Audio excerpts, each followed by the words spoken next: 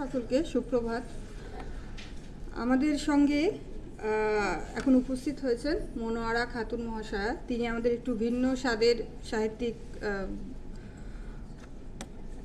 সাহিত্যের সম্ভার নিয়ে তিনি উপস্থিত হয়েছেন। আমরা অবশ্য আগেই ওনাকে শুনেছি, আমাদের পূর্ববর্তী যে লিটারেরি ফেস্টিভ্যালগুলো হয়েছিল তিনি আমাদের বেশ অ্যাক্টিভ মেম্বার ছিলেন। মনোয়ারা খাতুনের সম্পর্কে আমি একটু বলি। তার বাড়ি পূর্ব বর্ধমান। তিনি মূলত কৃষিজীবী পরিবারের কন্যা, গৃহবধূ।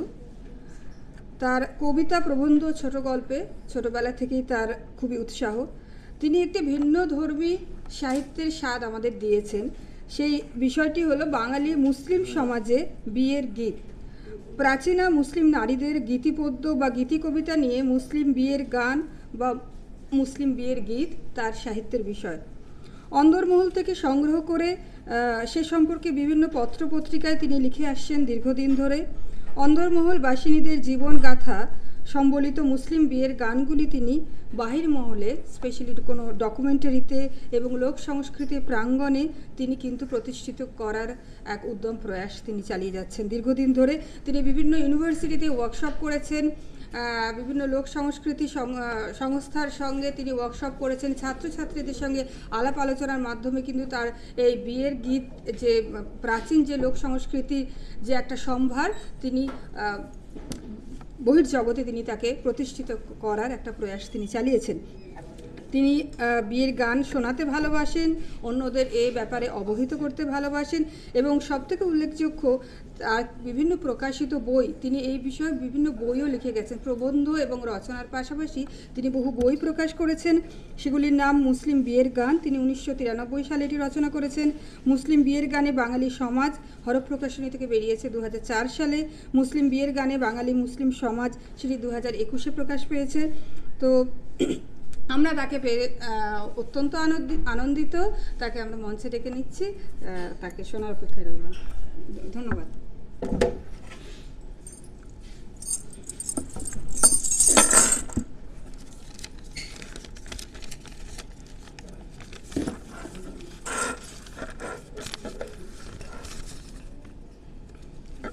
আসসালামু আলাইকুম।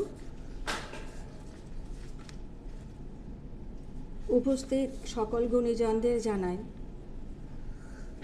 আমার শ্রদ্ধালু অভিবাদন, নমস্কার। আপনারা অনেকেই অবগত আছেন যে বিয়ের আসরে বা পারিবারিক মুসলিম কোনো উৎসবে অন্দরমহলে মুসলিম নারীরা নিজেরা বেঁধে গীত গায়, ঢোল বাজিয়ে, ঘুঙুর পায়ে নাচ করে,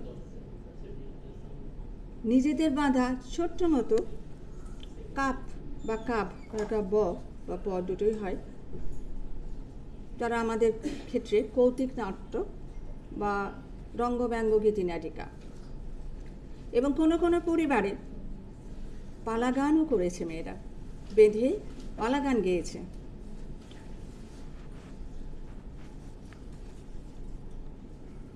মুসলিম মহিলাদের গীতিপ্রীতি সংস্কৃতির যে ধারাটা চলে আসছিল সুদীর্ঘকাল ধরে, সেখানে এখন অবক্ষয় দেখা দিয়েছে। সেটার এখন ভগ্ন দশা। মূলত আমাদের উচ্চশিক্ষিত মুসলিম ছেলে মেয়েদের অনীহা, উদাসীনতা, তাদের উপেক্ষার কারণে বলে আমার ব্যক্তিগতভাবে মনে হয়। মহিলাদের অনুষ্ঠিত সেই পালা গানের কিছু অংশ আপনাদের সামনে তুলে ধরছি। বর্ধমান জেলার মজনু শাহ এর বউ শিউলি বিবি ওরফে লায়লা বিবি কৃষিজীবী পরিবারে অন্ন সংস্থানের জন্য পুরুষদের বাইরে কাজে যেতে হয়। ঘরের পাশে বেদন শাহ পুকুরের পূর্ব ঘাটে বিকেলবেলায় এঁটো বাসনপত্র কাপড় নিয়ে কাজ করে আর গুনগুন করে গান করে। সূর্য ডুবো ডুবো সময়েই তার স্বামী ফিরে আসবে। অপেক্ষা কাতরা লায়লা পশ্চিম আকাশের দিকে তাকিয়ে থাকে তৃষ্ণার্ত নয়নে। তার স্বামীর পদধ্বনি শুনতে পায়, সে পদধ্বনি গুনতে থাকে। অস্তগামী সূর্যের লালিমা পশ্চিম আকাশকে লাল করে দিয়েছে, তার মনে লাল রং ধরেছে। লায়লা বলে ওঠে, ওই দেখো সই, লাল সূর্যটা আকাশে ডুবে যাবে আর পুকুরের পচে থেকে আমার লাল সূর্য উঠবে। পশ্চিম দিকে শান বাঁধানো ঘাটে চাতালে মজনু এসে দাঁড়ায়। লাল গামছা উড়িয়ে তার মোটা নদী নিয়ে কাঁপিয়ে কাঁপিয়ে চারিদিকে ঘুরে ঘুরে নাচ করতে করতে ঝাঁপ দেয় পুকুরে। তারপর জলকে উথাল পাতাল করে লাল গামছা উড়িয়ে পুকুর থেকে মজনু ওঠে, লায়লার সূর্য ওঠে। মহিলাদের এইসব ব্যক্তিগত অনুভবের প্রকাশ ঘটে আলমতলার আসরে। সমবেত হাততালি, বাদ্যযন্ত্র সঙ্গে তালে তালে গীতের মধ্য দিয়ে আলমতলায় মুখরিত হয় এসব কথা। আমাদের আলমতলার আসর এখন কজন আমরা উপস্থিত হতে পারছি আমাদের সঙ্গীত মহলে?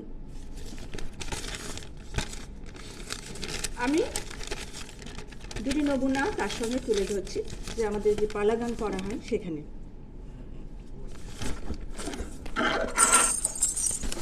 পচিতে সূর্য ডুবো ডুবো,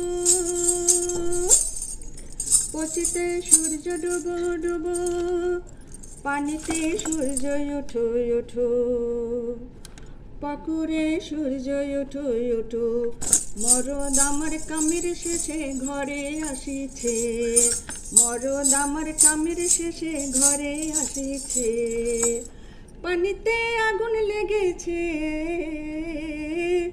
মনেতে আগুন লেগেছে, দেহতে আগুন লেগেছে, মনেতে আগুন লেগেছে,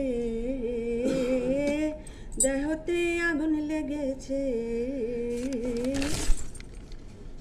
সমবেত মহিলাগণ মজা করে ঠোঁট বেঁকিয়ে ঠেস দিয়ে বলে ওঠে, এ মা গো, মরদ তোমার কয়লা কয়লা, মুখখানা থাবলা, বোচা নাক, ফেলা ফেলা দাঁত, এমন মরদের জন্য তোমার মনে তোমার দেহে আগুন লেগেছে। লায়লা সুর ধরে, তোমাদের চোখে কয়লা কয়লা, আমার মনের উজালা, তোমাদের চোখের কয়লা কয়লা, আমার মনের উজালা। তারপরেই গান ধরে সে, আম পাতা জাম পাতা। আপনারা মহিলাগণ একটু হাততালি দিন, আমরা মেয়েরা একটু হাততালি দেয় তো? না না, ওইরকম না, ওইরকম না, আমার সাথে সাথে আমার গানে তালে থাকে।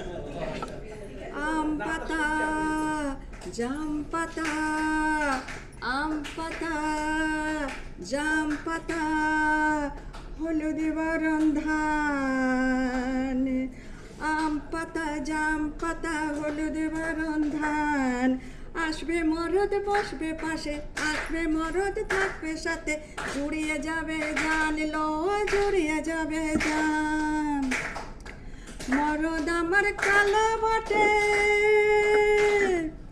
মরদ আমার কালো বটে, বাটা মুখের হাসি, গহীন কালো চোখের টানে ভালোবাসায় ভাসি।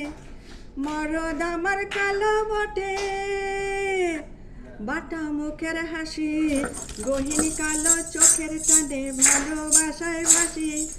আম পাতা জাম পাতা হলুদ বরণ ধান, আসবে বরদ বসবে পাশে, জুড়িয়ে দেবে জান লো, জুড়িয়ে দেবে জান। তো আমি বেশির এই মহতী সভায় উপস্থিত হতে পেরে নিজের মধ্যে একটা গর্ব অনুভব করছি। আর একটা না গানই গাইব। আর একটি আপনাদেরকে একটি আমি আমার ধন্যবাদ, আমার ভালোবাসা, আমার শুভেচ্ছা জানাচ্ছি। উদ্যোক্তাদের জানাই আমার কৃতজ্ঞতা। আমি এই আসরে এসে যে কেমন আনন্দ উপভোগ করলাম। অনেক দিন আমি অসুস্থ থাকার কারণে গৃহবন্দী ছিলাম প্রায়। তো এখানে একটা আসার একটা আগ্রহ ছিল, আসতে পেরেছি। আমি একটা বিয়ের গান দিই, আমার এই খুশির কথা আপনাদেরকে শোনাবো। খুবই জনপ্রিয় গান এটা বিয়ের আসরে। মামাদের ওই আমরা গাছে, মামাদের ওই আমরা গাছে হরেক রঙের পাখি বসেছে। মামাদের ওই আমরা গাছে হর কিসিমের পাখি বসেছে। সত্যি করে বল রে পাখি আমার বন্ধু কেমন আছে। সত্যি করে বল রে পাখি আমার বন্ধু কেমন আছে। বেশের এই কবি মহলে, বেশের সাহিত্য বাসরে হরেক রঙের বন্ধু এসেছে। হর কিসিমের কবি এসেছে, হরেক রঙের মানুষ এসেছে। সত্যি করে বলি বন্ধু মনে আমার খুশি এসেছে, মনে বড়ই ভালো লেগেছে।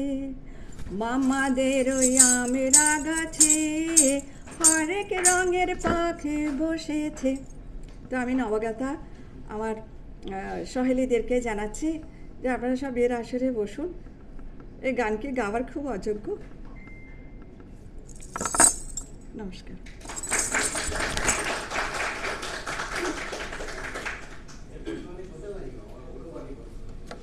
ধন্যবাদ। আজকে মনে হচ্ছে দেশের উদ্দেশ্য সত্যিই সার্থক, যে প্রান্তিক মানুষের কথা, প্রান্তিক মানুষের অধিকারের কথা তাদের সাহিত্য সংস্কৃতিকে যে তুলে ধরতে চেয়েছে। এই যে উপেক্ষিত, দীর্ঘদিনের যে উপেক্ষিত যে সাহিত্যের সম্পদগুলো আমাদের লুকিয়ে আছে বিভিন্ন প্রান্তে, সেগুলিকে যে আমরা বেশ আনতে পেরেছে, তার জন্য সত্যি আমরা বেশের কাছে কৃতজ্ঞ। আর মনোহরা ম্যাডাম এক ঝলক টাটকা হাওয়া আমাদেরকে উপহার দিয়ে গেলেন, তার জন্য আমরা তাকে ধন্যবাদ জানাই।